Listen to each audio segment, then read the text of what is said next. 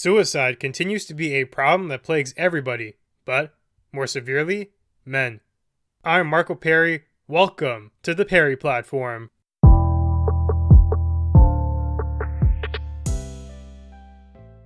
Yesterday was International Men's Day, so it's fitting that right now we're going to be talking about one of the biggest issues plaguing men. It's mental health. No surprise there. Men are on average 3 times more likely to commit suicide in comparison to women. Killing yourself, regardless of your gender, is terrible, but it's a more prevalent trend within men.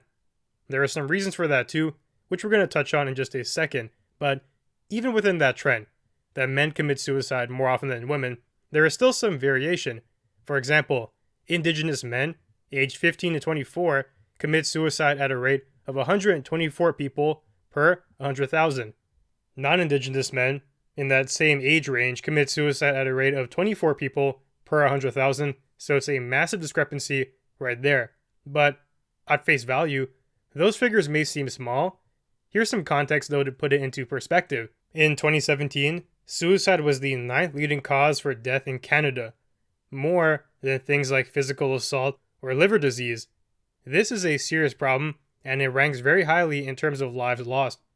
The CEO of Canada's mental health organization attributes the high rates in men due to, in part, lack of conversation about how they feel. There is a tendency to hide stress or hide depression, which can be deadly. It can manifest down the road as harmful behavior if you don't deal with it at the appropriate times. Letting it compound and swell within you is not a good solution. So, my advice, don't be afraid to talk about your issues and seek help. It's easier said than done, but the alternative to not doing so is far, far worse, not only for yourself, but for everyone around you. The people who care about you, even though it may seem there are none, trust me, there are people who do feel that way and will be distraught if you were to do something as drastic as take your own life. Now, the article also cites another compounding factor here. So let's say men do work up the courage to ask for help and share their feelings. It turns out that they are treated differently, or at the very least, there is a perception of that. They feel that they have become lesser by opening up. In essence, you could say it challenges their manhood. According to a survey by Ipsos Mori, 42% of men have feared that their colleagues would make fun of them behind their back if they were to open up about problems that are plaguing their psyche. Also, a significant portion cited that they believe that talking about their mental health issues would put their job in danger or make them undesirable for promotion. So either way, there is a negative career implication associated with this action of actually coming out and talking about your problems. A significant portion of those respondents feel like they have a choice to make. It's either their perceived reputation, because someone's going to make fun of them, or their livelihood, because they won't be able to advance their career, or their mental health, which is plaguing them. It's really a complex decision to make. Honestly, we should be able to sustain all of those criteria at the same time, but the survey indicates that's not the reality, unfortunately. Now, the article also makes the conclusion that we need to redefine. Oh, and by the way, I may have forgot to mention this, but a lot of this information is coming from an article that was put out by the CBC. So that same article also made a conclusion that we have to redefine what it means to be male, to be a man. We should make it easier for men to talk about issues, and there is some truth to that, but they suppose that as if it's the defining answer.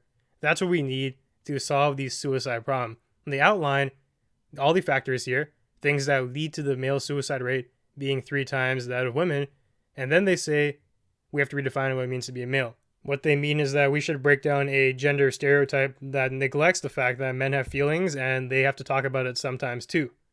That's a good thing, but they missed the mark entirely here because that's not really the solution. What they've done is they've identified a mechanism to express your sorrow when you feel bad. But what I'm really interested in is what is causing those feelings in the first place. There is a source. You talking about your issue only deals with the second half of the equation. What brought you to that step in the first place? Why do you feel depressed? And why do you feel so lonely? And why are you contemplating suicide? Talking about it might help you reach the conclusion, but when we talk about problems like this, it's always beneficial to tackle it at the root. What comes even before you have to ask for help? That's where the true answers are. I believe it boils down to one thing, and that thing is purpose, and a lack thereof. The fact that people these days are lacking that sense of purpose. And if we break it down historically, it'll make a lot of sense. So, millions of years ago, people had their purpose handed down to them. You were a survivor. That's all you tried to do. You were either hunting or trying not to be hunted. You didn't have much time to contemplate your existence or the realities of life. You were trying to make it through to the next day. Purpose was readily defined for you even if you were not aware of it. There wasn't time for you to be depressed because if you were, you would simply meet your end at the jaws of a predator. Now, fast forward a lot of time into the future, and we get to somewhat modern civilization. A miracle. You didn't have to farm for your food anymore. There was one farmer who was satisfying the needs of a community. You were able to do things aside from just working and hunting all day. Now, the idea of purpose was becoming more abstract. You had some free time to ponder this.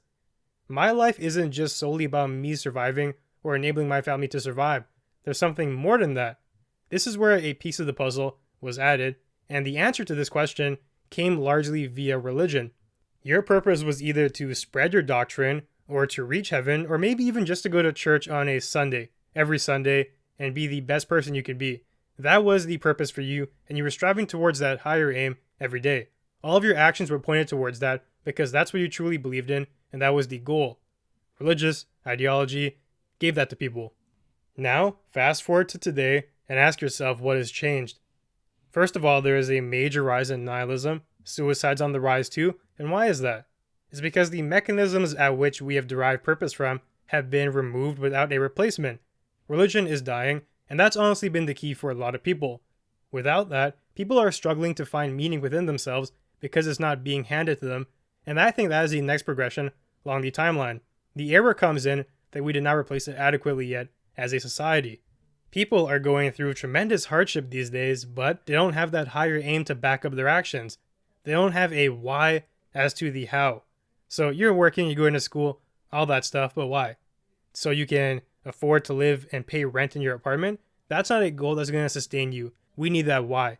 I also don't believe it has to come in the form of religion. That was just the answer in the past, and before that, it was just purely survival instinct. Now we're at a time where intellectualism is on the rise. We are the smartest that we've ever been. We have access to things, at least in Canada and the United States, Europe, a lot of the developed world, access to things that help us reach higher levels of enlightenment. Now, before I get too deep into that, I also want to point out another interesting trend. So it's true, we are becoming extremely smart by the day. All the resources, all the information is available to us at the click of a button. There is one more thing that's also true. These are the best times in human existence ever, at least financially. We live in some of the wealthiest countries that ever existed. If you take somebody from the 1800s and you drop them in today's world, present day Canada, they would think they died and went to heaven. A smartphone, you can search up anything you want. You can take pictures on it. What is a picture? You have these cars on the street that can bring you from point A to point B efficiently. There are things like planes. Healthcare is astounding. And day by day, we continue to see technological advancements. Times are great, but at the same time, we are still killing ourselves at outstanding rates. What does that point out to you? To me, it shows that money is not the aim here. We are extremely wealthy as a nation. As individuals, you can compare yourself to any other point in time in history, and you are tremendously better off than them. Despite that, we still have these problems. It's clear to me that we have set certain things as the highest possible gain while they're not meant to be there, such as money, such as endless career development. All these things are becoming the dominant goals for people in today's world, and it's leading you to places of despair, because that's not how it should be. Money is not the defining thing that's going to bring you joy, fulfillment, or happiness for that matter. I think the answer here is actually responsibility.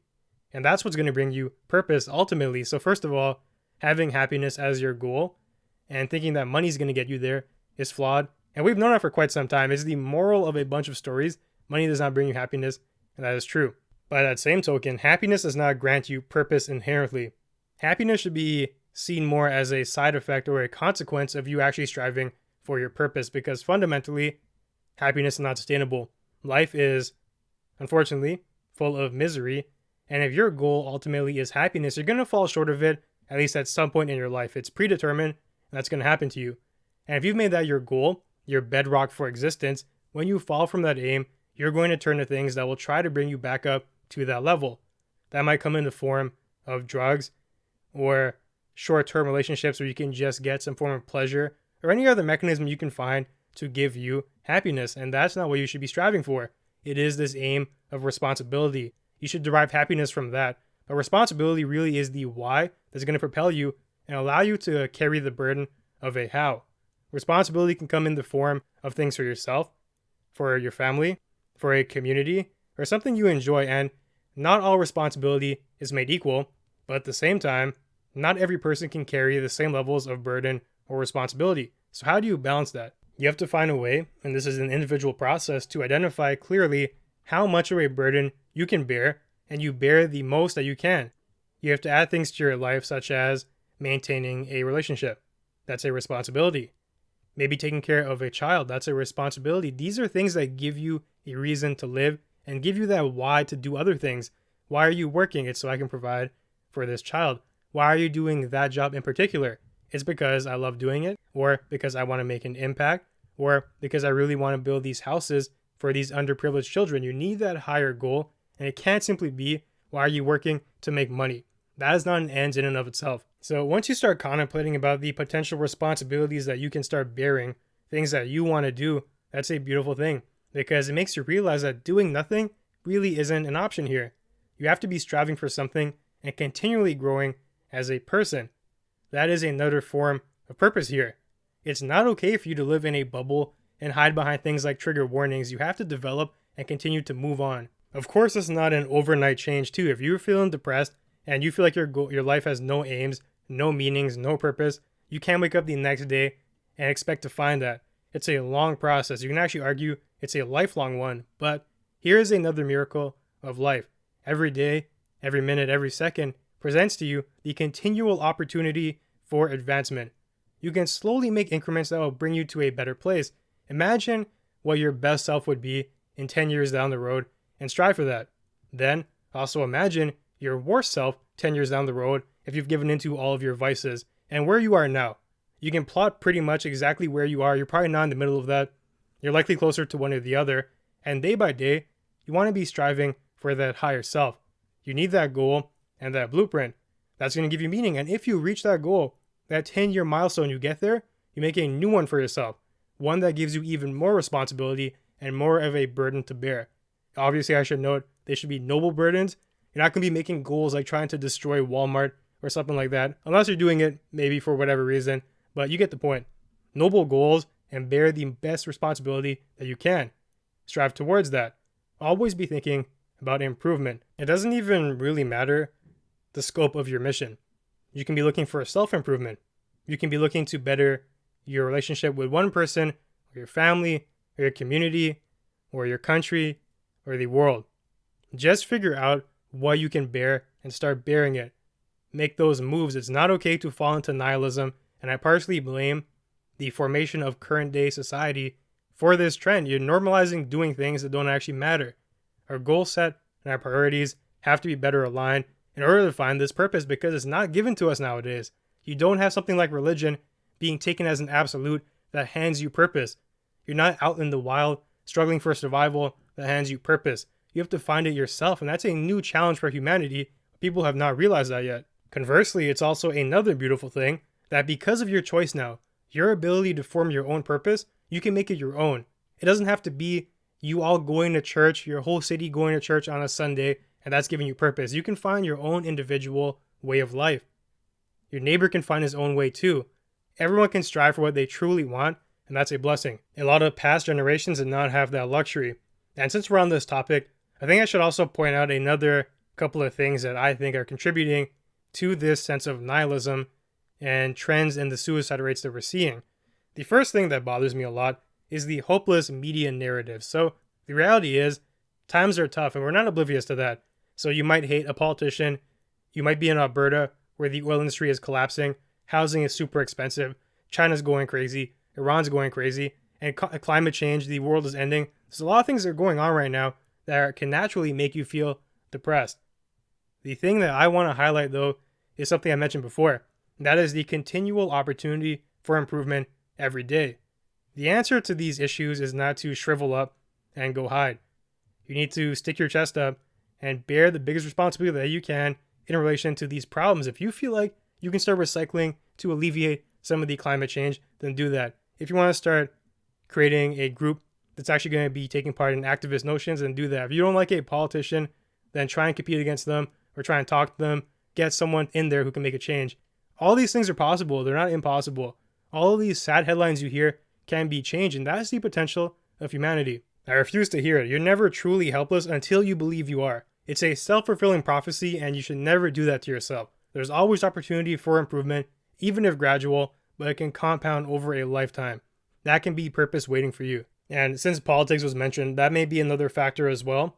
We've entered another era of polarized politics where things like nasty slogans are being thrown at the opposition every day, every second. People who think differently are being seen as enemies now, and feeling like you're in a battle every time you go on social media is not good for your psyche either. That's another thing that fundamentally has to change. Freedom of speech and all those things should be more internalized. You should be happy that people disagree with you because it shows that they are thinking. And at the same time, it gives you the opportunity to better your own thoughts and maybe convince them of a better way forward. You can only do that if you both come at it logically and with a level head. When you're entering a discussion with animus already and a hate for the opposition, you're getting nowhere and you're just going to frustrate yourself. Social media too, another issue. People are comparing themselves too much to what they see on there. Social media really is a highlight reel of someone else's life. They're only going to be showing you the best things possible. They're not going to show you the travesties unless they feel like it can get a lot of attention. So you compare that to yourself. You go through mundane things every day. You're on the bus, you're bored, and you compare that to someone who is jet skiing. You're not seeing the full story there. And even if you did, it doesn't give you a reason to try and subject yourself to this unfair criticism. You're yourself. You have your own individual mission and your responsibilities that you're going to start bearing now after this, and take pride in that. That is the biggest responsibility that you can bear, and you're doing your best and you're continuing to improve, and that should be good enough for you. Somebody else living their best life is just icing on the cake. It should actually give you a form of inspiration, because maybe that's something you want to strive towards, so start doing it. And if it's not, then you can just be happy for them because they're happy doing their own thing. There's a lot of ways to go about this, and unfortunately, we have not had this conversation as a society yet. That's why we're seeing things like, I believe, that are contributing to mass suicide rates that are leading to it being the 9th highest cause of death in Canada, especially with men. Very tragic. And there's different stages of it too. If you even find yourself at the beginning phases, you are contemplating the fact that you don't feel satisfied, or you don't know where your life is heading, or you don't really understand how you can go about attracting purpose, I suggest you do as I've outlined. Maybe as a start, you can always add to this, but try and figure out where you want to be, what you really want to do. You only have one life, so you might as well strive towards the goal that you deem fit. And while you're doing that, make a list. Find out all the things you can bear or you think you can, and start trying to move towards those. And if one day you've actually borne all those responsibilities, you can add new ones to the list and you continue to strive. You have to find your own purpose is really what I'm trying to get across to you right now, because it's not being handed to you. Find it. And when you find it, internalize it. Strive towards it. And make sure it's a noble cause. Maybe your goal is to raise the best kid possible, or to start a company that's going to help build houses in Ethiopia, whatever it be. It can even just be you trying to clean up your local beach and that's your mission. Find it, because that's the why that's going to lead to the how. How do you get through your day? How do you get through a boring job? How do you sit in traffic for 2 hours? Because you have that why. Because you have that kid, or you have that company, or you have that mission, and that's going to propel you through life. Find the why. So that now brings me to the end of today's episode. If you enjoyed the content, be sure to leave a review and share. That'll help us grow and we'd really appreciate it. You can also find me on Twitter and Instagram at Perri Platform. Thanks for joining me, and I'll see you soon.